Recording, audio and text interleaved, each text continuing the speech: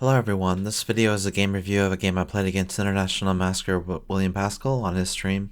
Check the link in the description to go to his Twitch stream. Oh, Zinch's subscribed. So yeah, let's get right into the game. I was white and we started with a Scandinavian defense. So I took the pawn and he played knight f6. I played d4 and he played bishop g4. So this is a variation where I play bishop b5 check in. Now bishop b5 check is a really good move. He played c6. Also possible is knight to d7. And the way my games usually go on this line is I play f3. Now his bishop has really nowhere to go but f5. And then I play knight to c3. And after a6, bishop a4, b5, bishop b3, knight b6, knight e2. His knight takes the pawn, then I take, castle, e6, knight g3, bishop g6, f4. Sorry, I'm going over these moves really fast, but you can see in the end position, I get a very good position. I'm threatening to play f5, and it's a very high win percentage for me in this variation. But he didn't play that. He played c6. Now the point of this whole variation is that if I were to take this, and he takes my queen, I can play c7 check. Let's just go ahead and turn the engine on for that. If he plays, what's he gonna really play here? If he plays like knight bd7, then I take his queen and take the bishop, and I'm just up a lot of material here. I've got 4 pieces to 3, and we both have rooks. So that's the justification for bishop b5 check. So he played c6, I took, and he took back with a knight. Now I played f3, attacking his bishop, and I want to develop with knight e2. I want to play knight c3, I want to castle. But I don't think anyone's ever played knight c6 against me, so I'm a little bit out of book. So he plays bishop d7, and I play knight e2, just getting ready to castle. Developing another piece, and he played e5. Now I thought about this for a second, and I thought I should get a good game here, because after I take this pawn,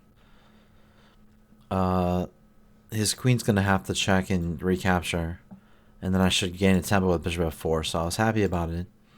So I started by taking this knight. He recaptured, then I took this pawn. And now, if he were to just trade queens, for instance, then he's kind of just down a pawn. I get this pawn. So he plays queen a5 check, and then I develop another piece. And then he takes the pawn. And here, I thought, bishop f4 was my great idea. It turns out that I should have played it immediately. Instead, I castled, which was an inaccuracy. But instead, I should have played bishop f4. And then he plays queen c5 to keep me out of the castle position. And then I need to find queen d3. I need to basically cut out this diagonal and castle queenside. So a sample line would go rook d8, bishop e3. And here, if he were to take my queen, I take his queen. He retreats his rook, and then I can grab this pawn on a7, and I'm actually completely winning this position. So if he were to play something like queen b4, then I castle queenside. Sorry. Queen b4, bishop d4. So bishop d4 blocks the file for the rook, and also if he takes on b2, I can get like a discovery with a knight. So what would actually happen is if he were to try to exploit this pin with something like bishop c5, I can check. And then he's going to need to come back with a bishop so he doesn't lose his bishop. And then I can castle queenside. And I have a pretty decent position. I have this really strong bishop on this diagonal. Maybe my knight can come into f4. So that's what I really needed to find. But instead I castled. And now you can see that the game's about equal from here. White's just slightly better.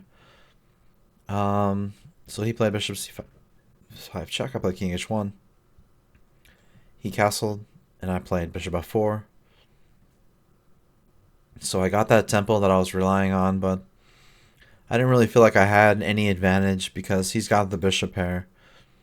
and I just don't see any targets for me to focus on, so I don't really feel like I was winning this position, even if the engine says I'm slightly better.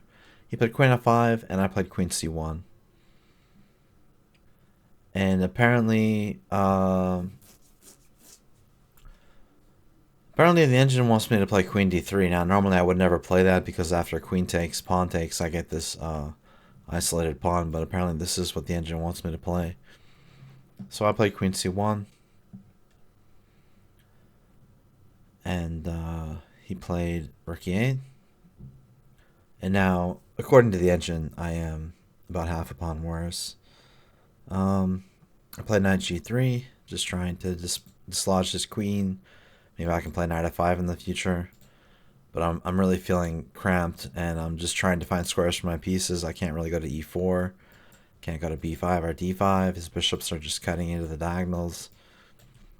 And I'm feeling the pressure here. So he played queen g6, and I played rook e1, just trying to trade off, just hopefully reducing some pressure by trading off rooks.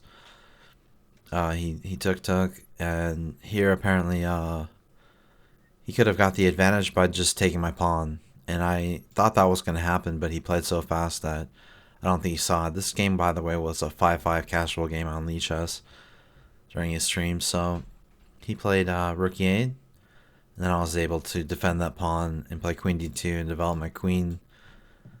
And now I'm back to about equal again. So he played h6, I played a3. I just didn't like the fact that he could play bishop b4 pinning my knight, but I don't feel like I have anything really here. He played knight h5, I took it, he took back. And now I started to notice that he was threatening things like bishop takes f3 and queen f3, which would be checkmate. So I played rook f1 to defend that. He played queen f5, and I played b4. And what I'm trying to do is just roll up this pawn chain so I can get, my queenside majority going, but it turns out that I'm doing it completely wrong. I played knight d1 here, and here's where he could have just completely won the game.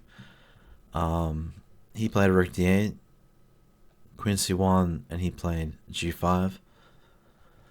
But it turns out that right in this position, if he played bishop b5, I'm just in deep trouble. My rook's under attack, and it's like -6, so yeah, this would have been really bad. So that didn't happen, and we got into this. I played c4, moving my pawn chain, but now he's coming in with g4. And it's a miracle I survived this. I played b5.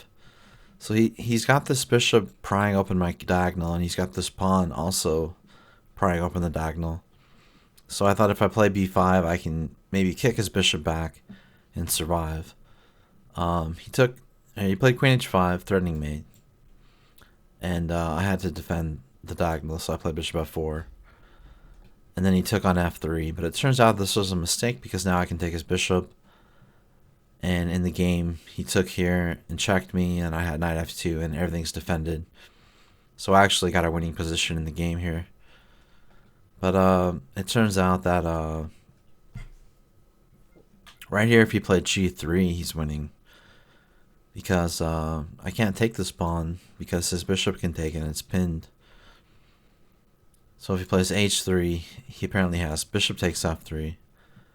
And now if I take back with a rook, then he can just take on f4, and you can see that I'm just losing because rook takes d1 check.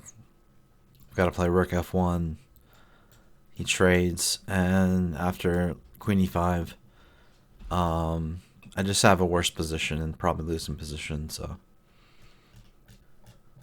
that didn't happen either. He took here, and I took his bishop. So I think he said during the stream that I kind of sleazed him or tricked him. Come on. You slimed me.